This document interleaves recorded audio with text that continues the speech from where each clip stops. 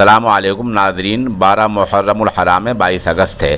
خبر کا عنوان ہے دارالعلوم دیوبند کا تعلیمی اعلان۔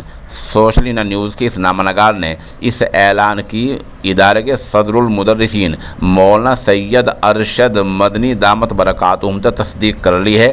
ویسے بھی اعلانیے پر ادارے کے محتمم مفتی ابو القاسم نعمانی مدد العالی کے دستخط ہیں۔ اعلانیے کا خلاصہ یہ ہے، مجلس تعلیمی دارالعلوم دیوبند کے فیصلے کے مطابق اعلان کیا جاتا ہے کہ اس سال درجات پنجم، ششم، ہفتم یعنی مولویت کے 5ویں سال، 6ٹھے سال، 7ویں سال اور دورہ حدیث شریف میں تعلیم حاصل کرنے والے پرانے طلباء 31 اگست 2021 تک دیوبند آ کر اپنے داخلے کی تکمیل کر لیں، تاکہ حکومتی ہدایات کی روشنی میں کووڈ-19 پروٹوکول کے مطابق 1 ستمبر 2000 سے تعلیم کا آغاز کیا جا سکے۔ طلباء ہر حال میں ماسک کا استعمال اور سماجی فاصلہ برقرار رکھنے کا خیال رکھیں۔